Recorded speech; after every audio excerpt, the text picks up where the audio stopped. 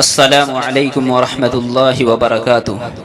پچھلے سبق میں ہم نے رمضان اور توبہ و استغفار کے عنوان سے ہم نے سبق اپلوڈ کیا تھا۔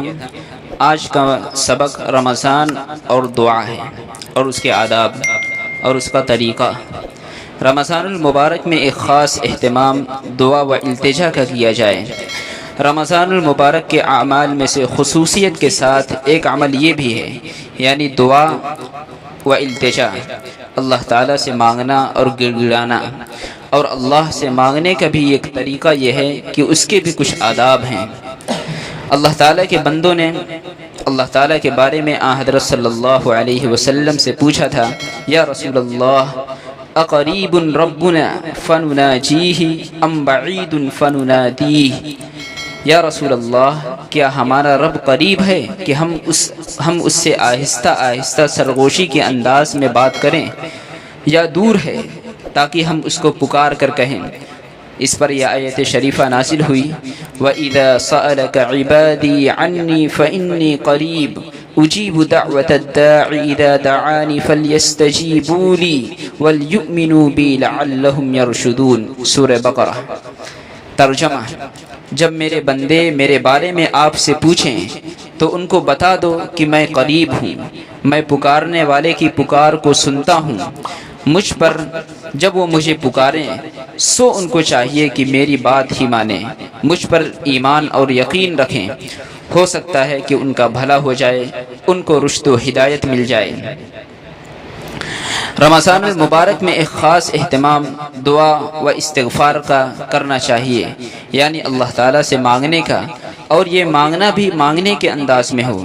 بندے مومن کی شان یہ ہونی چاہیے کہ جب وہ ایک بار ہاتھ اٹھا لے تو پھر اللہ تعالیٰ اس کی مان لیں، یعنی اللہ تعالیٰ کے نزدیک مومن کی اتنی وجاہت تو کم از کم ہونی چاہیے، ورنہ انسان کی وجاہت کیا ہو سکتی ہے؟ قطرہ ناپاک سے پیدا ہونے والے کی عزت کیا ہے؟ اس کی کوئی عزت نہیں۔ لیکن جیسے جیسے اللہ تعالیٰ کی اطاعت و فرما برداری، عبدیت اور بندگی بڑھتی جائے گی، اللہ تعالیٰ کے نزدیک اس کی اتنی ہی وجاہت بڑھتی جائے گی۔ ایک بزرگ اپنی مناجات میں فرما رہے تھے، اے بادشاہوں کے بادشاہ، چار تحفے آپ کی بارگاہ میں پیش کرنے کے لیے لایا ہوں جو آپ کے پاس نہیں ہیں، آپ کے خزانے میں نہیں ہیں۔ ایک عاجزی، دوسری بے کسی، تیسرے گناہ اور چوتھے توبہ۔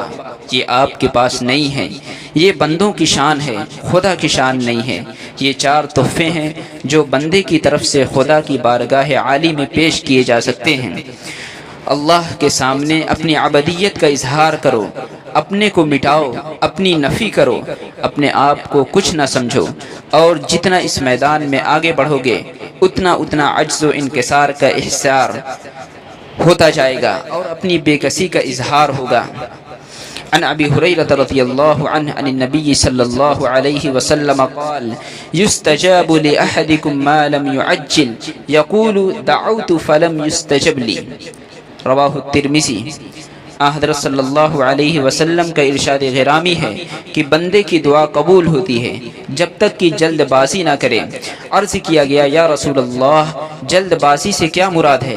فرمایا کہ یوں کہنے لگے کہ میں نے بہت مانگا مگر ملتا ہی نہیں، اور تھک ہار کر مانگنا چھوڑ دیے۔